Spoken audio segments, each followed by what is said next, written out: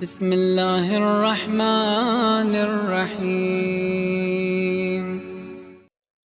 قرآن مجید کی بہترین آیت، بلکہ اس تلاطم کے زمانے میں بہترین انسانوں کے لیے ایک نسخہ کہ آواز آئی الا بذکر اللہ تطمئن القلوب، کہ حقیقتاً اللہ کے ذکر سے انسانوں کے دلوں کو سکون ملتا ہے، اطمینان ملتا ہے۔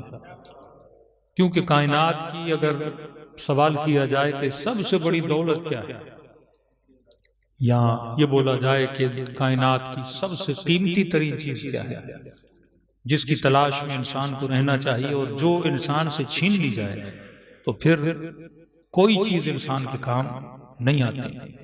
آپ کے پاس مال ہو، دولت ہو، پر سکون نہ ہو تو اس مال کا کوئی فائدہ نہیں ہے۔ آپ کے پاس اولاد ہو پر اولاد سکون نہ دے تو ایسی اولاد کا کوئی فائدہ نہیں ہے۔ بڑے بڑے محلوں میں رہیں لیکن راتوں کو نیند نہ آئے، بے سکونی کے عالم میں رہو تو ان بڑے بڑے بنگلوں کا کوئی فائدہ نہیں ہے۔ دنیا کی ہر بندہ آپ کو پسند کرے، آپ کا دوست ہو، پر ان لوگوں سے آپ کو سکون نہ ملے تو ایسے رشتوں کا کوئی فائدہ نہیں ہے۔ کئی لوگ شادی کے بندھن میں آ جاتے ہیں لیکن گھروں میں سکون نہیں ہوتا۔ تو رشتہ بھی وہ کام کا جو انسان کو کیا دے؟ سکون دے۔ دوست بھی وہ کام کا جو انسان کو کیا دے؟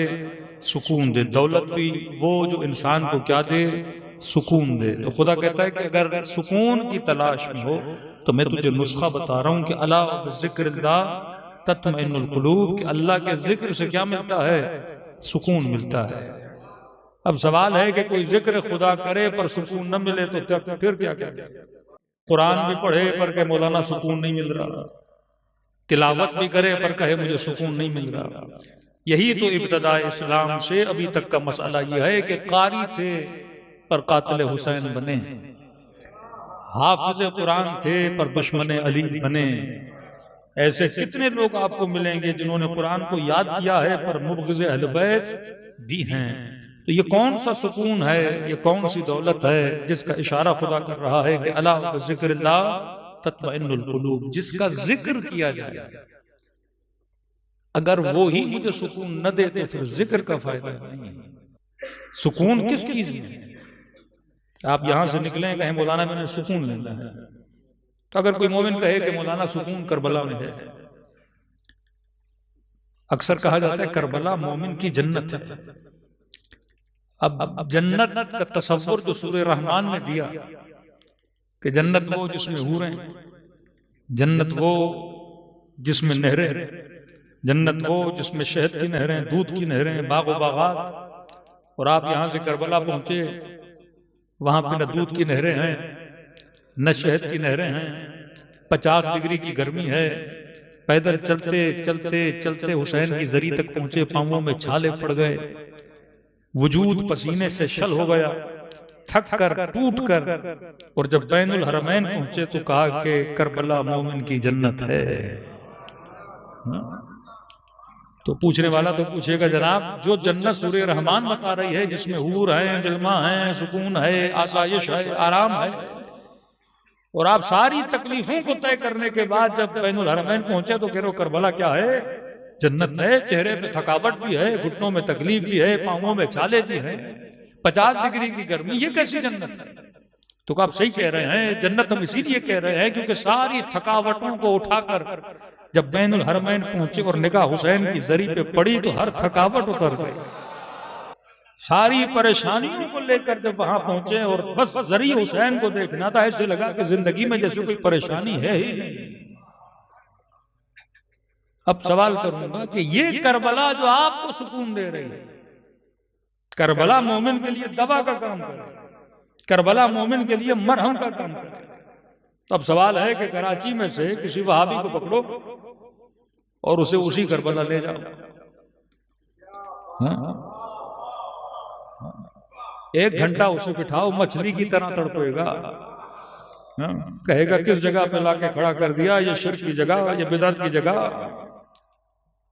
اسے تو سکون نہیں ملے گا، وہ تڑپے گا، وہ کہے گا مجھے یہاں سے نکالو، واپس مجھے کراچی بنوریا ٹاؤن بھیج دو تو بہتر ہے۔ یہ کہاں لے کر آپ نے مجھے لا کے کھڑا کر دیا ہے؟ تو سوال ہے، ایک کربلا آپ کو سکون دے رہی ہے، کسی غیر کو سکون نہیں دے رہی ہے۔ آپ نے کہا مولانا اللہ نے 10 سال کے بعد بیٹا دیا، جب اس بیٹے کو دیکھتا ہوں مجھے سکون ملتا ہے۔ مولانا اپنی بیٹی کو دیکھتا ہوں مجھے سکون ملتا ہے۔ مولانا اپنے چھوٹے بھائی کو دیکھتا ہوں مجھے سکون ملتا ہے۔ مولانا اپنی والدہ کو دیکھتا ہوں مجھے سکون ملتا ہے۔ مولانا اپنے والد کو دیکھتا ہوں مجھے سکون ملتا ہے۔ میں نے کہا جناب آپ کا بیٹا ہے، مسجد میں لائیے، سارے مسجد والوں کو کہتے ہیں وہ بھی دیکھیں ان کو ملتا ہے کہ نہیں۔ پتا چلا کہ میرا بیٹا مجھے سکون دے رہا ہے، دوسروں کو نہیں دے رہا۔ شرارت کریں کہیں گے اس نے سکون تباہ کر کے رکھ دیا ہے، مسجد کا آرام تباہ کر کے رکھ دیا ہے، لیکن مجھے سکون دے رہا ہے۔ شرارت بھی کرے جو بھی کرے، بس کہوں نظروں کے سامنے رہے، مجھے کیا دے رہا ہے؟ سکون دے رہا ہے۔ اسی طرح کربلا مجھے سکون دے رہی ہے، کسی مبغض علی کو سکون نہیں دے رہی۔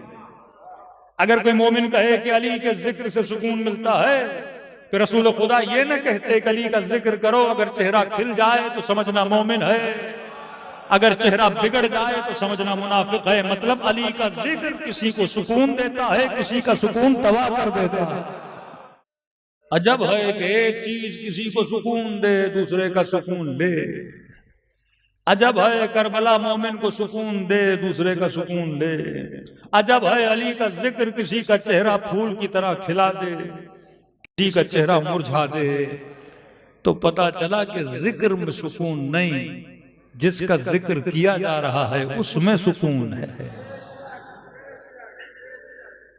اب جس کا ذکر کیا جا رہا ہے وہ سکون کیسے دے رہا ہے؟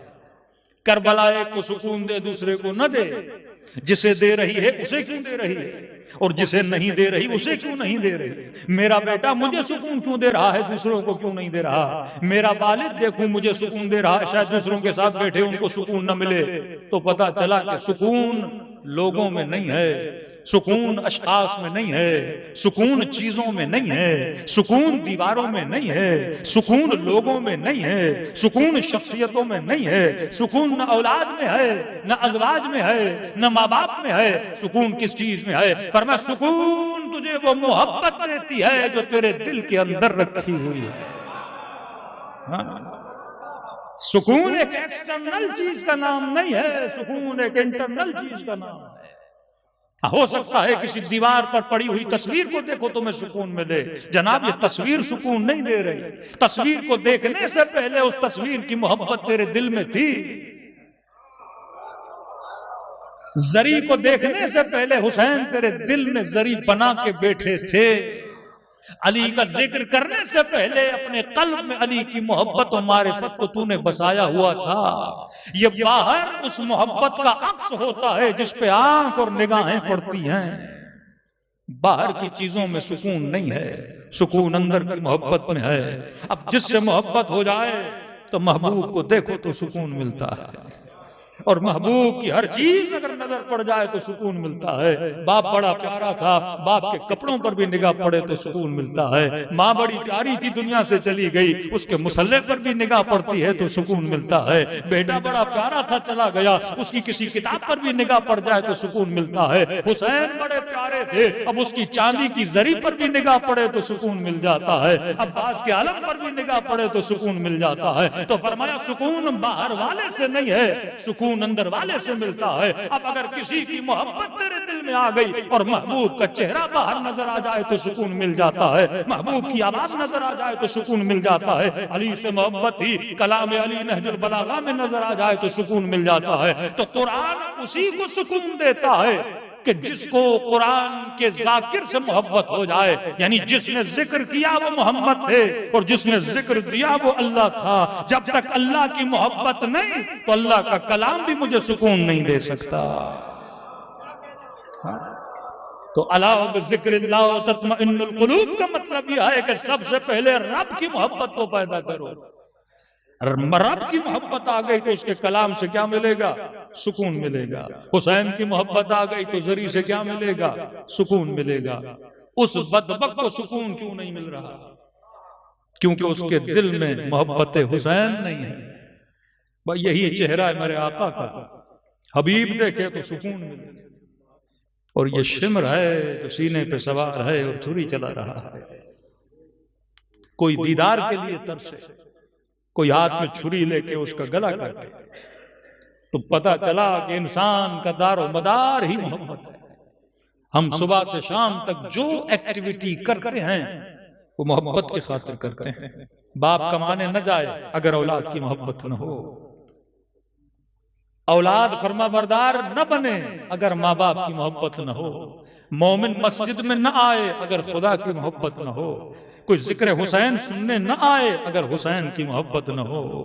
عاشورہ کا جلوس نکلتا ہے، لاکھوں کی تعداد میں لوگ نکلتے ہیں، دیکھیے سیاسی جلسے ہوتے ہیں، بسیں بھیجی جاتی ہیں، پیسے دیے جاتے ہیں، کھانے کی لالچ، نوکریوں کی لالچ دی جاتی ہے، لیکن جب ذکر حسین ہوتا ہے، عاشور کا جلوس ہوتا ہے، نہ کسی کے لیے بس بھیجی جاتی ہے، نہ کسی کو کھانے کی لالچ دی جاتی ہے۔ یہ کون سا کرنٹ اور گریوٹی ہے جو اس کو گھروں سے اٹھا کے فرش عزا پہ لاتی ہے؟ فرمایا یہ کوئی اور گریوٹی نہیں، یہ کشش محبت ہے کہ بستر کے سکون کو چھوڑ کے ذکر حسین کرنے کے لیے چلا جاتا ہے، اپنی آسائش کو چھوڑ کے یہ کربلا کی طرف روانہ ہو جاتا ہے۔ دیکھو دنیا والوں کو شاید آپ دیوانے لگو کہ بھائی 4 لاکھ 3 لاکھ خرچ کر کے کہاں جا رہے ہیں؟ کہ کربلا جا رہے ہیں۔ تو دنیا دار بندہ سوچے گا کوئی سرسبز جگہ ہوگی، کوئی مزیدار جگہ ہوگی، کوئی پکنک پوائنٹس ہوں گے، اور وہ بندہ چلا گیا اور اس کو اگر عشق حسین نہ ہو تو کہے گا یہ تو دیوانے ہیں۔ ایک ایسی جگہ پہ چلے گئے، عجیب سی سرزمین ہے، صحرائی زمین ہے، اور وہاں پہ چاندی کی اور سونے کا گنبد ہے، اس کے عشق میں اپنا مال لٹا رہے ہیں۔ وہیں پہ دوسرا بندہ ہے، اس کے دل میں ترکی کی محبت، تھائی لینڈ کی محبت، ملیشیا کی محبت، وہ اپنا پیسہ کہاں لگاتا ہے؟ وہاں لگاتا ہے۔ اب اپنی نسلوں کو دیکھو کہ بیٹا 4 لاکھ ہیں، یورپ کا وزٹ کرنا ہے یا ذریعہ حسین، تو اس کی محبت اندر سے بولے گی۔ اگر بولے کہ بابا یورپ جانا ہے تو سمجھو حسین کا عشق کم ہے، یورپ کی محبت زیادہ ہے۔ ہمارے ایکشنز کے پیچھے جو ری ایکشنز آتے ہیں اس کا سبب کیا ہے؟ محبت ہے۔ آپ کا موشن جو آپ کو حرکت میں وجود میں لاتا ہے وہ کیا ہے؟ وہ محبت ہے۔ اب اگر مولا حسین سے محبت ہے تو حبیب اپنا گھر چھوڑ کے کربلا کے اندر پہنچ جاتے ہیں۔ اب یہ نہیں کہ محبت صرف حبیب کو شہادت کے مقام پہ لائی، یہی محبت ہے جو مد مقابل تھے، انہوں نے بھی اپنی جانیں دی۔ کربلا میں حضرت عباس اگر شہید ہو رہے ہیں تو لشکر یزید میں کئی ایسے بدبخت ہیں جنہوں نے اپنی جانیں گوائی ہیں۔ عمرو بن عبدود بھی تو تھا جو امیر المؤمنین کی تلوار سے 2 ٹکڑوں میں بدل گیا۔ سوال ہے کہ عمرو کس محبت میں آیا کہ مولا نے کہا اب بھی وقت واپس چلا جا، ابو تراب کے بیٹے، ابو طالب کے بیٹے واپس کیسے جاؤ؟ عورتیں ہنسیں گی، کہیں گی عرب کا اتنا بہادر میدان کو چھوڑ کے بھاگ گیا، وہ اپنی ذات کی محبت میں اتنا دیوانہ تھا کہ مرنا پسند کیا لیکن اسلام کو قبول کرنا پسند نہیں کیا۔ تو یہ محبت ہے جو انسان کو عرش پہ بھی لاتی ہے، یہ محبت ہے جو بندے کو فرش پہ بھی لاتی ہے، یہ محبت ہے جو انسان کو جنتی بھی بناتی ہے، یہ محبت ہے جو انسان کو جہنمی بھی بناتی ہے۔ اب سوال ہے کہ اگر محبتیں عاقلانہ ہوں تو انسان در جنت تک پہنچ جائے، اگر محبت جاہلانہ ہو تو انسان در جہنم تک پہنچ جائے۔ اب یہ ہمیں کون سکھائے گا کہ کون سی محبت اچھی ہے، کون سی محبت بری ہے؟ اصلاً معیار محبت کیا ہے؟ میں کس کو دیکھ کے سیکھوں کہ کس سے محبت کرنی ہے، کس سے محبت نہیں کرنی؟ تو خدا نے محبتوں کے نظاروں کو دکھانے کے لیے اپنے حبیب کو کائنات میں بھیجا کہ دیکھو مصطفیٰ جس سے محبت کرے تو اس سے محبت کرنا، مصطفیٰ جس کے عشق کا بولے تو اس سے عشق کرنا۔ دیکھو یہ نماز میں اپنے کاندھوں پہ کس کو بٹھاتا ہے، دیکھو یہ کس کے دروازے پہ جا کے سلامیاں دیتا ہے، دیکھو یہ کس کے احترام میں کھڑا ہو جاتا ہے، یہ کس کے لیے کہتا ہے کہ یہ جنت کے جوانوں کے سردار ہیں، یہ کس کے لیے کہتا ہے کہ اگر یہ اس سے ناراض ہو جائے تو سمجھنا میں ناراض ہو گیا، اور اگر میں ناراض ہو گیا تو سمجھنا خدا ناراض ہو گیا۔ تو فرمایا پاک محبت اور نجس محبت کا معیار، اور اس کے لیے قرآن نے آواز دی انما یرید اللہ لیذھب عنکم الرجس اہل البیت ویطہرکم تطہیرا، کہ کچھ ایسے ہیں جن کو میں نے ہر طرح کی نجاست سے دور رکھا ہوا ہے، کہ جو ہر طرح کی نجاست سے دور ہے اس کا وجود بھی پاک ہے، اس کی محبت بھی پاک و پاکیزہ ہے۔ معصوم کی ایک روایت اور رفع زحمت فرماتے ہیں کائنات میں کئی چیزوں کو کرنے سے تمہیں کیا ملے گا؟ سکون ملے گا۔ اگر ڈیلی بیسس پہ کرو اور سکون حاصل نہ ہو تو پھر معصوم سے شکایت کر سکتے ہو۔ ایک تو خدا کی محبت کو پیدا کرو اور حکم قرآن کہ الا بذکر اللہ تطمئن القلوب، فرما اگر سکون لینا چاہتے ہو تو کم از کم ڈیلی 50 آیتیں قرآن کی پڑھا کرو۔ کئی ایسے علماء گزرے ہیں جو 3 دن میں ایک ختم قرآن دیا کرتے تھے۔ آج آپ کی نسلیں قرآن پڑھتی کتنا ہے؟ ڈیلی 4 آیتیں، 10 آیتیں، کم از کم منیمم 50 آیتیں۔ کا اس کے فزیکل فائدے بھی ہیں، اس کے اسپریچول بھی فائدے ہیں، لیکن معصوم فرماتے ہیں کہ اگر کوئی ایسے قرآن پڑھے اس کا بھی فائدہ ہے، لیکن اگر قرآن میں غور و فکر کر کے پڑھے اس کا فائدہ اس سے کیا ہے؟ زیادہ ملتا ہے، کیونکہ قرآن انسان کے دل کو کیا کرتا ہے؟ نورانی کرتا ہے۔ اب آپ سے ایک سوال ہے، پھر چوتھے امام کا فرمان، اگر آپ کو بولا جائے کہ آپ ایک دن صبح کو اٹھیں اور آپ کو پتا چلے کہ کراچی میں جتنے لوگ ہیں وہ سارے مر چکے ہیں، آپ اکیلے ہیں پورے شہر میں، تو ایک عجیب سی وحشت آپ کے وجود کو پکڑے گی۔ ہم سائے میں کہ کوئی نہیں، ادھر گئے کوئی نہیں، گھر میں دیکھا سارے دنیا سے جا چکے ہیں، پورے کراچی میں جس بھی سڑک پہ جا رہے ہیں کوئی بندہ نہیں، تو آپ کے اندر کیا پیدا ہوگا؟ وحشت پیدا ہوگی۔ پھر کبھی کوئی کہ آپ صبح اٹھیں گے پورے پاکستان میں کوئی نہیں ہوگا، مطلب ایک آپ ہی ہو، سب مر چکے ہیں۔ اس کو سوچ کے بھی انسان کو کیا آتی ہے؟ وحشت آتی ہے۔ لیکن کبھی کوئی بولے پوری دنیا میں کوئی نہیں، صرف آپ اکیلے بندے زندہ ہو، تو انسان کا وجود وحشت زدہ ہو جاتا ہے۔ نہ رشتہ دار، نہ کوئی دوست، مطلب جہاں جاؤں گاڑی پہ بیٹھ کے چلتا جاؤں صرف مردے مردے مردے نظر آئیں اور ایک بندہ بھی زندہ نہ ہو، انسان کا وجود کس میں آ جاتا ہے؟ وحشت زدہ ہو جاتا ہے۔ چوتھے امام فرماتے ہیں اگر زین العابدین اگلے دن اٹھے اور یہ خبر ملے کہ دنیا میں ایک بندہ بھی باقی نہیں ہے، تو میرے مولا فرماتے ہیں ہر بندہ وحشت زدہ ہوگا، کیونکہ اٹھے گا نہ کوئی رشتہ دار، نہ کوئی دوست، نہ کوئی چرن، نہ کوئی پرند، کوئی خلقت خدا کائنات میں زندہ نہ ہو۔ میرے چوتھے امام فرماتے اگر ایسا وقت آئے کہ سب مر جائیں اور میں اٹھوں اور میں زندہ رہوں، تو فرماتے اگر اس وحشت زدہ عالم میں زین العابدین کے پاس قرآن ہو، فرمایا کوئی چیز مجھ سے سکون کو چھین نہیں سکتی، میری تنہائیوں کے لیے قرآن کافی ہے، اور میں قرآن پڑھوں تو مجھے کیا ملے گا؟ سکون ملے گا۔ کئی لوگ ہیں جو اسی قرآن سے مانوس ہوئے اور سکون پائے۔ آپ نے ٹک ٹاک کا نام سنا ہوا ہے، ایک ہے محمد ٹک ٹاک، یہ سافٹ ویئر نہیں، اس شخص کا نام ٹک ٹاک تھا۔ جب مسلمان ہوا تو اس نے اپنا نام کیا رکھا؟ محمد رکھا، لیکن عرف اس کا ٹک ٹاک تھا۔ آپ جب گوگل پہ سرچ کریں گے اس کی قرآن کا ترجمہ بھی آپ کو ملے گا۔ 1914 میں شاید پیدا ہوا، ابھی مرحوم بھی ہو چکا ہے۔ یہ آیا پاکستان ایسے وزٹ کرنے، کہتا جہاں میں رکا وہاں پہ ایک مصر کا بندہ تھا، اور جب وہ صبح کو قرآن پڑھتا تھا تو اس کی آواز مجھے کیا کرتی تھی؟ بڑا کھینچتی تھی، کہ قرآن سمجھ میں نہیں آتا تھا لیکن میرے دل کو بڑا سکون دیتا تھا۔ کہہ رہا میں جتنے دن رہا تو مجھے ایک ایڈکشن ہو گئی قرآن کو سننے کی۔ تو میں شخص کے پاس گیا، میں نے کہا تم کیا پڑھتے ہو؟ اس نے کہا قرآن۔ میں نے کہا یہ کیا ہے؟ کہ یہ اللہ کا کلام ہے۔ میں نے کہا میں سمجھنا چاہتا ہوں، مجھے سمجھاؤ کہ اس کے سمجھنے کے لیے تمہیں عربی پڑھنی پڑے گی۔ کہتا ہے اس کلام کی اٹریکشن اتنی تھی میں نے اس کے لیے عربی سیکھی، اور جب عربی سیکھی اب جب قرآن کو پڑھا تو خدا کی محبت دل میں آئی اور میں نے دین اسلام کو کیا کر دیا؟ اختیار کر دیا۔ پھر اس بندے نے اتنا پڑھا، اس نے قرآن کا ترجمہ کیا، اور اس کی کئی کتابیں اس وقت مارکیٹ میں موجود ہیں۔ تو قرآن کے کلام میں تاثیر اتنی ہے۔ آپ دیکھتے ہیں کہ امام حسین نے نو کے نیزہ پہ کیا پڑھا؟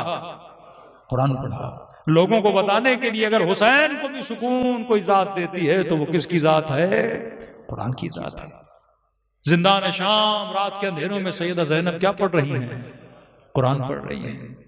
دوسری چیز قرآن کے ساتھ جو سکون دیتی ہے، کہتے رسول خدا نے اپنی انگشت اول کو، انگشت شہادت کو ایسے کھڑا کیا، پھر اپنی دوسری انگلی کو اس انگلی کے ساتھ ملایا۔ علماء کہتے ہیں کہ کوئی اور انگلی کیوں نہیں ملائی، پہلی انگلی کیوں ملائی؟ کیونکہ دونوں انگلیاں برابر ہیں۔ اگر میں چھوٹی انگلی ملاؤں تو وہ چھوٹی ہے، اگر انگوٹھا ملاؤں تو چھوٹا ہے۔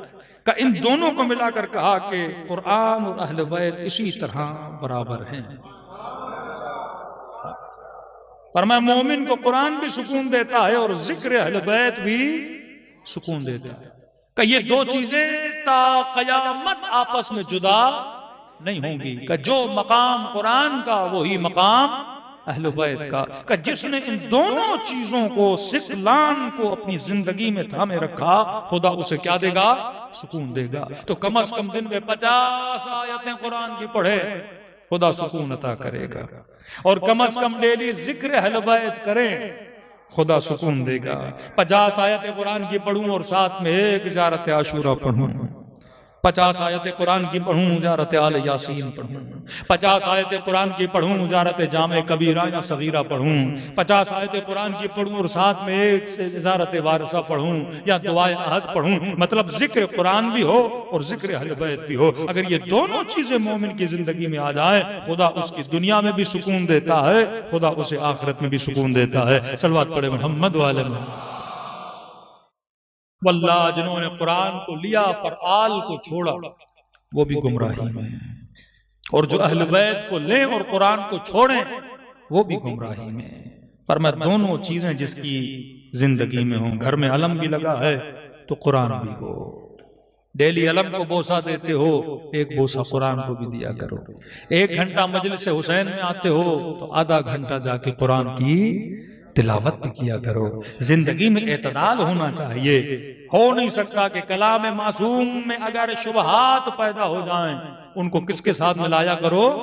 قرآن کے ساتھ ملایا کرو۔ کئی ایسی باتیں معاشرے میں آ جاتی ہیں انسان پریشان ہو جاتا ہے، لیکن اگر ڈیلی قرآن پڑھے، قرآن وہ چیز ہے جو انسان کی زندگی کو نورانی بنا دیتی ہے۔ تبھی معصوم فرماتے ہیں 2 سورتیں اگر انسان روٹین سے پڑھے کہ مولا کون سی؟ فرمایا 1 سورہ یاسین اگر ڈیلی پڑھے تو جب بدن سے روح نکلے گی تو اللہ ملائکہ کو کہے گا بڑے سکون سے اس کی روح کو نکالو، کیونکہ یہ قلب قرآن یاسین کو پڑھا کرتا تھا۔